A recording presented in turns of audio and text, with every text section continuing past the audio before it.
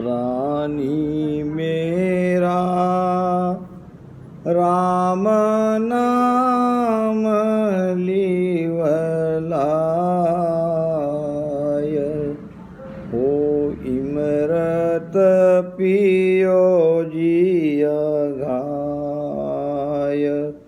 प्राणी मेरा राम नाम लिवलाय, ओ इमृत पियो जिय गाय।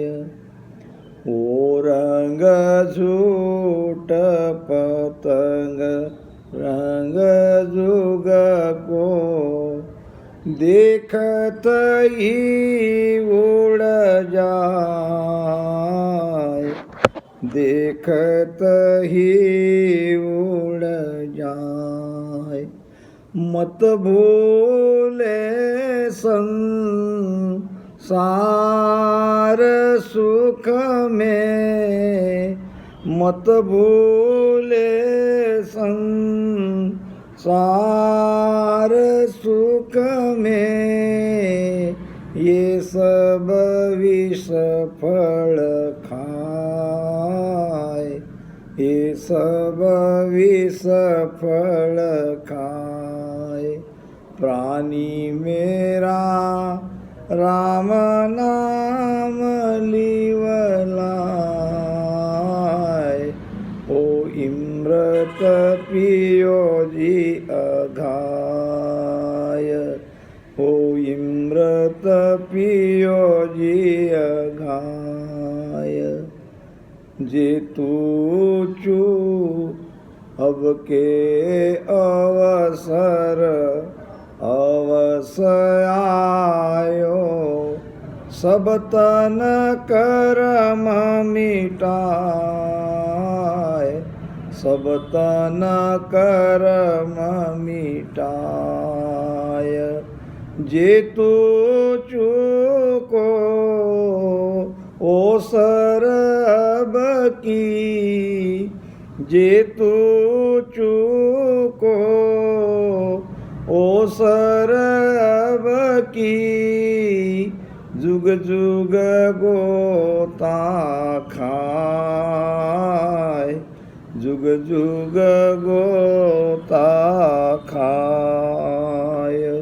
प्राणी मेरा राम नाम लिवलाय, ओ इमृत पियो जी अघाय, ओ इमृत पियो जी अघाय। जाहरी गायो तन मन अर्पी, निर्भय बैठा जाय, निर्भय बैठा जाय। गोविंद की सुना भक्ति बिना रे, गोविंद की सुना भक्ति बिना रे, जुग सब पर ले जाए, जुग सब पर ले जाए। प्राणी मेरा राम नाम लिवलाय, हो इमृत पियो जी अघाय, हो इमृत पियो जी अघाय। मिनखातन सुण या बिदनी को, हर जी का जस गाय, हर जी का जस गाय। के सुख राम संत जन सारा, के सुख राम संत जन सारा, हर बिन जवरो खाय, हर बिन जवरो खाय। प्राणी मेरा राम नावली वलाय, हो इमृत पियो जिय गाय, हो इमृत पियो जिय गाय। राम। प्राणी मेरा राम नाम लिव लाय। अनंत सुख सम्राट सदगुरु सुखराम जी महाराज सभी मनुष्य प्राणी को उपदेश दे रहे हैं कि हे प्राणी, अगर तुझे अमर होना है तो अमर होने के लिए इमृत चाहिए, और इमृत है राम नाम। ये राम नाम ही अमृत है, और राम नाम में लिव लगाओ और भीतर जो आनंद आता है वो आनंद जितना ले सकते हो उतना लो। आघाय नाम जब तक तृप्त नहीं होते तब तक। ये संसार कैसा है? संसार झूठा है, आज है कल नहीं। वो रंग झूठ पतंग रंग जुग को, पतंगा के रंग के समान ये संसार है, देखती ही उड़ जाए। पतंगा समझते हो? हरे पीले लाल पतंगे ऐसे फूलों पे मंडराते हैं और बहुत सुंदर आकर्षक दिखते हैं। और जब हमको बहुत अच्छा लगता है देखने में तो हम देखने जाते हैं, तो एक पल में कहाँ गायब हो जाते पता नहीं चलता। तो ये जगत पतंग के समान है, ये परिवर्तनशील है। कल जो था वो आज नहीं है, आज जो है वो कल नहीं रहेगा। इसमें परिवर्तन होता रहेगा और एक दिन ये सब मिट जाएगा। पृथ्वी तत्व पूरी जल तत्व में समा जाएगी, जल तत्व अग्नि में चला जाएगा, अग्नि वायु में, वायु आकाश में, और आकाश शून्य में चला जाएगा।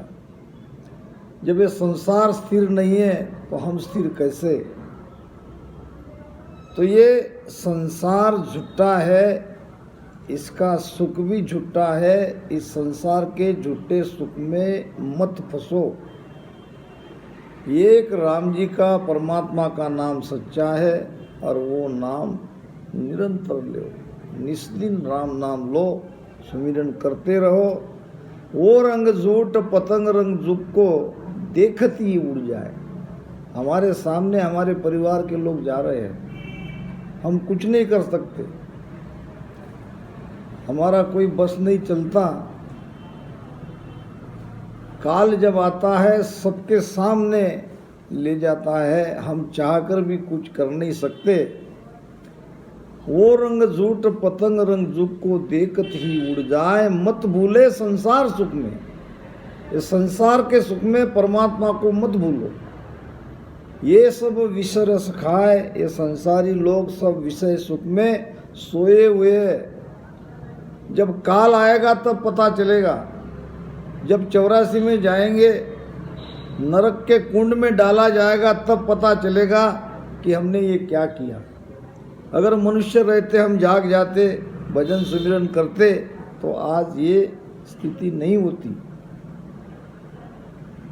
तो जीवन में मनुष्य को कहाँ तक चलना और कहाँ तक रुकना, ये समझ में आना चाहिए।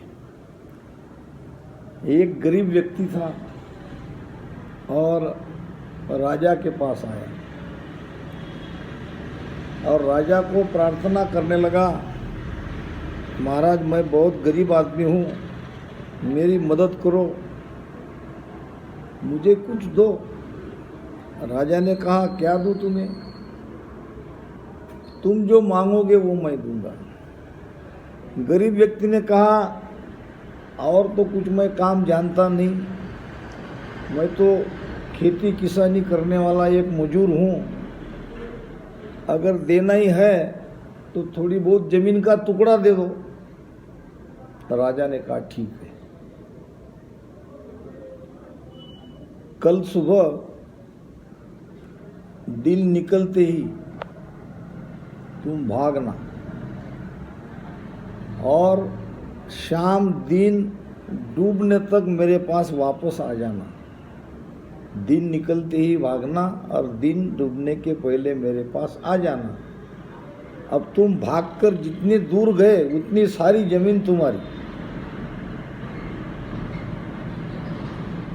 समझ में आया दुष्टांत? दिन निकलते ही तुम भागना। मान लो यहाँ घाटन जी में वो राजा है। अब घाटन जी से तुम भागो, जिस दिशा में भागना है उस दिशा में भागो और वापस मेरे पास आना है दिन ढलने के पहले। अगर शाम हो गई तो तुम्हें कोई 1 इंच भी ज़मीन नहीं मिलेगी। दिन ढलने के पहले अगर आ गए तो तुम जहाँ तक भागे हो वहाँ तक का सारा एरिया नापा जाएगा और वो सब तुम्हारे नाम से तुमको इनाम में दे दी जाएगी। बोलो मंजूर है?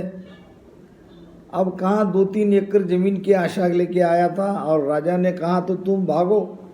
उसने कहा तो ऐसे तो सैकड़ों एकड़ ज़मीन का मैं मालिक बन सकता, भागना ही तो है और वापस आना है।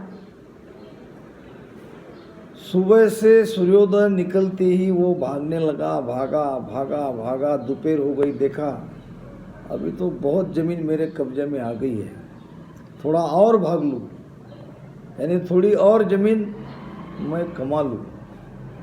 भागा भागा भागा। दिन अभी कुछ देर ढलने वाला था। उसको याद थी कि मुझे वापस जाना है, मगर भागते भागते भागते भागते इतना थक गया कि जैसे वो वापस मुड़ने के आया चक्कर खा के वहीं गिर पड़ा, वहीं मर गया। 1 एकड़ जमीन नहीं मिली। राजा ने कहा अरे अरे अरे, थोड़ी देर भागता और वापस आ जाता तो आज कितनी ज़मीन का मालिक हो जाता। मगर लालच में ये और भागता गया। वापस आने के लिए इसमें कोई प्राण शक्ति बची नहीं और बेचारा मर गया। हमारा जीवन भी ऐसे ही है। हम भाग रहे हैं।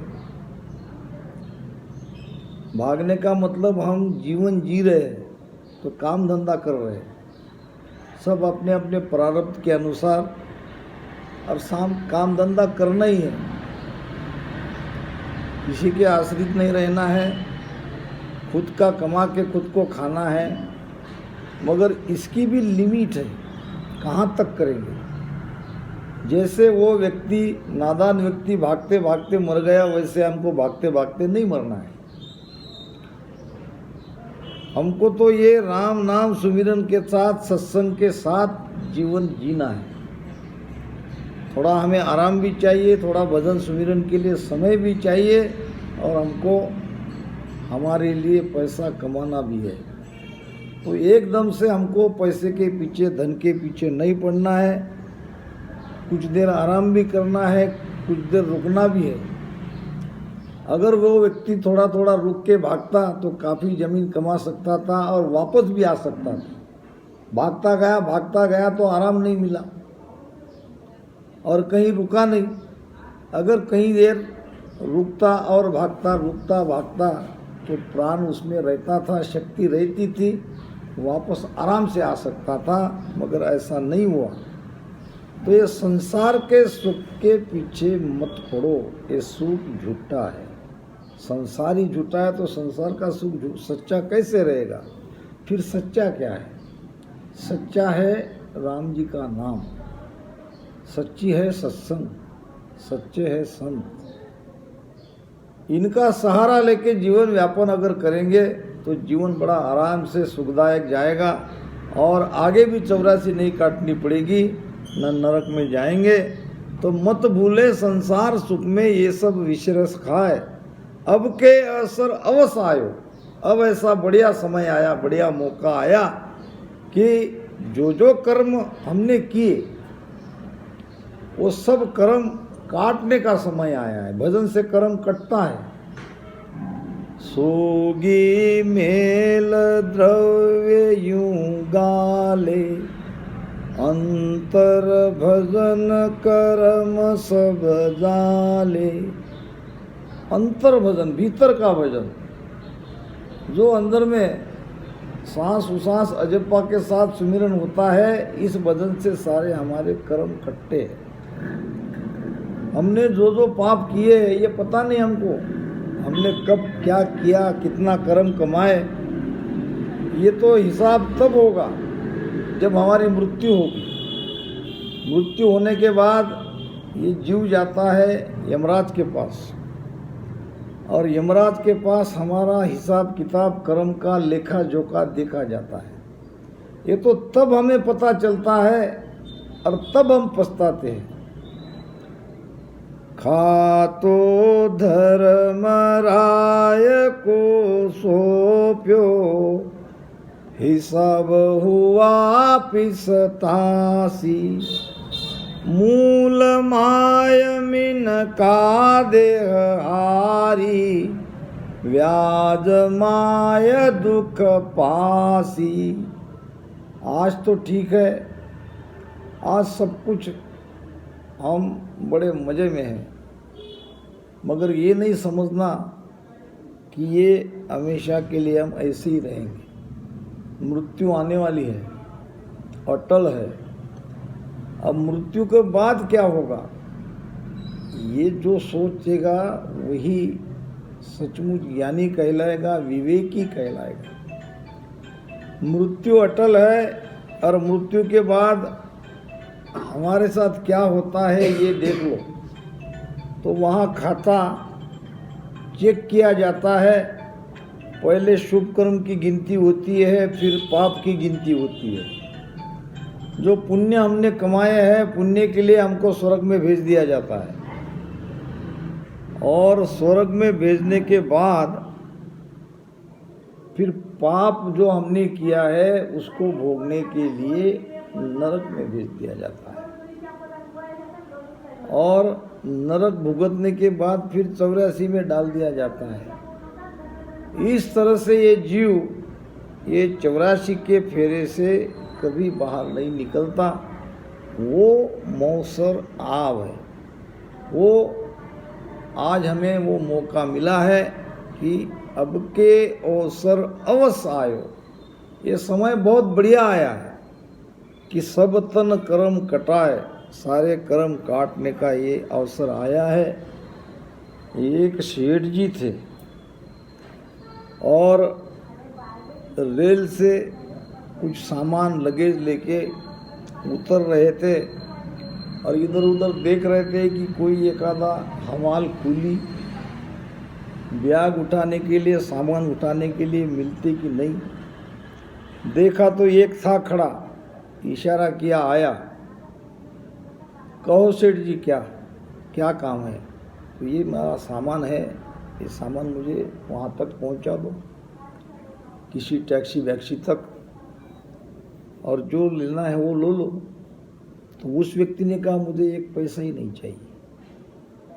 अरे भाई, कुली हो हमाल हो, पैसे के लिए तो कर रहे हो, और पैसा नहीं चाहिए कह रहे हो। नहीं, मुझे पैसा नहीं चाहिए। अच्छा ठीक है, फिर क्या सामान ऐसे ही उठाओगे फ्री में? नहीं, यहाँ से आपकी टैक्सी तक तुमने कहना मुझे सुनना, या मैंने कहना तुमने सुनना, दोनों में वार्तालाप होगी। कहेगा दोनों में से एक। अब ये फैसला तुम करो कि तुम बोलते हो तो मैं सुनूंगा, मैं बोलता हूँ तो तुम सुनोगे।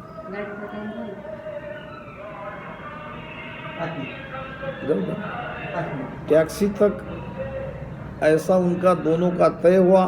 शेठ जी ने कहा तुम ही बोलो। अब वो बोलता गया। अब उसको लगा कि सेठ जी ने सुन ली होगी बात। टैक्सी तक पहुंच गए, फिर उसने कहा कि सेठ जी तुमने मेरी बात ध्यान से सुनी? उसने कहा मुझे क्या मतलब है तुम्हारी बात सुनने का, मुझे तो केवल बोझ वहाँ से यहाँ तक लाना था, तुम्हारी ये शर्त थी। मैं ऐसे बेकार में हो करता रहा, मैंने तुम्हारी बात एक भी ध्यान से नहीं सुनी। फिर वो व्यक्ति कहने लगा, सेठ जी बहुत गलत किया आपने, मेरी बात को सुनना चाहिए था।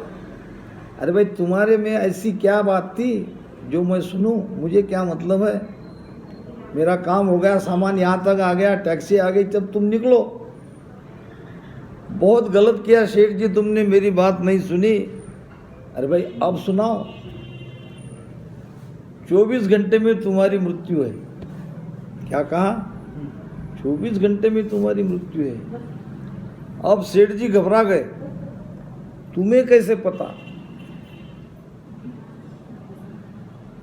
तो वो व्यक्ति कहने लगा, मुझे कैसे पता ये बात छोड़ो, 24 घंटे में तुम्हारी मृत्यु अटल है। अब सेठ जी घबराने लगा, अब मैं क्या करूं? क्या करूं का मतलब क्या है? मौत को कोई टाल थोड़ी सकता है, मगर मेरी मानोगे तो मौत के बाद तुम्हारे साथ जो होने वाला है उससे तुम बच सकते हो। तो भाई, मृत्यु के बाद मेरे साथ क्या होने वाला है? तुम्हारे नहीं, सबके साथ यही होने वाला है। वहाँ कर्मा का हिसाब चेक किया जाता है और पुण्य पहले भुगताया जाता है, पाप बाद में भुगताया जाता है। तो यही तुम्हारे साथ होगा। तो फिर तुम क्या करने वाले हो? तो मैं तुम्हारी मदद करने वाला हूँ। तो कैसे? तो मदद ऐसी कि जब तुमको पूछा जाएगा कि सेठ जी तुम्हारे इतने इतने पुण्य है और इतने पुण्य फल भोगने के लिए स्वर्ग में जाओ, तब तुम कहना कि मुझे कोई स्वर्ग में जाना नहीं, मुझे मेरे कर्मों का, पुण्यों का फल भुगतना नहीं। ठीक है करके सेठ जी सचमुच 24 घंटे में मर गए। अब मरने के बाद सेठ जी की जीवात्मा गई धर्मराज के पास। धर्मराज ने पूछा, सेठ जी ऐसा ऐसा तुम्हारा खाता है, इतने इतने पाप किए, ऐसे ऐसे फलाने पुण्य किए। अब हमारे यहाँ रीत है कि पुण्य को भुगताया जाता है। तो सेठ जी कहने लगे, मुझे पुण्य का फल नहीं चाहिए,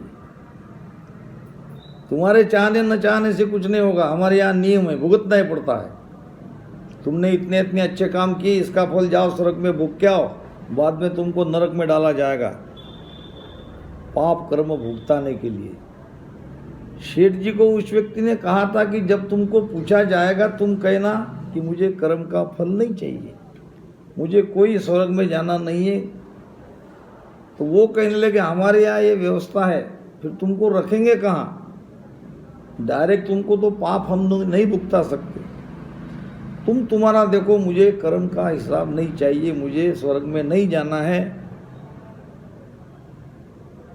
फिर अब धर्मराज को प्रश्न आया कि अब क्या करें इसका, ये तो कहीं जाना नहीं चाहता है और दूसरे जीवात्मा आ रहे हैं, उनका भी लेखा जोखा खाता चेक करना है। हजारों लाइन में खड़े थे और ये व्यक्ति बहस कह रहा था सेठ जी। फिर कहने लगे, ब्रह्मा जी के पास चलो। ब्रह्मा जी कहने लगे, मुझे भी पता नहीं। ठीक है ताई, तुम जा, टाइम। ब्रह्मा जी कहने लगे, शिव जी को पूछेंगे। शिव जी कहने लगे, मुझे भी पता नहीं। फिर गए सब भगवान विष्णु के पास कि ये व्यक्ति अपने पुण्य को भुगतना नहीं चाहता, अब इसका क्या करे? तो भगवान विष्णु ने कहा, उसको यहीं छोड़ जाओ, तुम सब चले जाओ। अब सेठ जी कहने लगे कि ये तो बहुत अच्छा हुआ, भगवान विष्णु के दर्शन हो रहे, नहीं तो कहाँ पाप और कहाँ पुण्य भुगतना। तो भगवान विष्णु ने कहा, ये तुमको बताया किसने ऐसा करने के लिए? तो उसने कहा, मृत्यु लोक में एक हमाल था, मजदूरी करने वाला, उसने मुझे ये बात कही। तो उसने कहा, वो बहुत ज्ञानी है और तुमने उसकी बात मानी, आज तुम फायदे में हो। न तुमको अब स्वर्ग में ले जाया जाएगा, न नरक में ले जाया जाएगा, तुम डायरेक्ट मेरे पास यानी परमात्मा के पास मिल गए। तो हम बीच वाले जो है उसको कहते हैं संत। संत की बातें जब मानते हैं तो हमारा भला होना निश्चित है, क्योंकि हम आगे की बात नहीं जानते। हम तो ऐसा कहते कि शरीर से ये आत्मा निकल गई तो सब कुछ खत्म हो गया। ये खत्म कभी होता नहीं है। तो इसीलिए महाराज ने कहा है कि जेतु चूको ओसर अब को जुग जुग गोता खाए। अब अगर चूक गया, अब अगर तुमने ध्यान नहीं दिया, ये बात समझ में नहीं आई, तो युगों युगों तक गोता खाना पड़ेगा, 84 में जाना पड़ेगा, दुख भुगतना पड़ेगा। जैसा उस सेठ जी ने सुन लिया, इसलिए सेठ जी परमात्मा के पास चले गए। जा हरि गायो तन मन अर्प्यो निर्भय बैठा जाए। देख लो आप, जिसने राम जी का भजन किया वो अमर हो गए, वो निर्भय हो गए। आज हम सतगुरु सुखराम जी महाराज की महिमा यहाँ कर रहे हैं, जबकि वो हमारे कोई नहीं थे, जबकि हम उनको जानते नहीं थे। जब हमने जाना नहीं, देखा नहीं, वो कुछ हमारे लगते नहीं, फिर भी आज उनकी महिमा हो रही है। तो ऐसी महिमा आपकी भी होगी। महाराज कहा है कि पढ़ियो जस में गुण घणो, जे कर सके कोय, जुग जुग शोभा रहे, गुरु रीजे कहूँ तोय, गुरु रीजे कहूँ तोय, रीज में निज पद पावे, उलट चढ़े आकाश फोड़ ब्रह्मांड को जावे। सुख राम कहे सूरा सुनो, सत वचन ये होय, पढ़ियो जस में गुण घणो, जे कर सके कोय। पढ़ियो जस यानी सहज उपलब्ध होने वाली वस्तु। ये राम नाम सहज सुलभ है, सब ले सकते हैं, आराम से ले सकते हैं, कोई कठिनाई नहीं। जो ये सहज राम नाम सुमिरन करते हो, इसमें बड़ा भारी गुण है। जे कर सके कोई, मगर इसमें एक बात है, विश्वास के साथ भजन करना पड़ता है। अगर भीतर विश्वास नहीं है तो कुछ नहीं पा सकते। विश्वास के साथ, पीड़ के साथ राम राम भजन करते हो तो इसमें बड़ा भारी गुण है। क्या गुण है? जुग जुग शोभा रहे। शरीर तो छूटने वाला है, मगर युगों युगों तक हमारी महिमा रहेगी, शोभा होगी, लोग धिन्न कहेंगे और परमात्मा रीजेंगे। गुरु रीजे कहूँ तो रीज में निज पद पावे। यहाँ गुरु यानी परमात्मा, और परमात्मा रिझने पर हमको सत्स्वरूप आनंद पद, इस पद में हम जाएंगे। रीज में निज पद पावे, उलट चढ़े आकाश फोड़ ब्रह्मांड को जावे। सुखराम कहे सूरा सुनो, हे सुरवीर मेरे वचन सत्य है और तुम सुमिरन करो। जाहर गायो तन मन अर्प्यो, निर्भय बैठा जाय।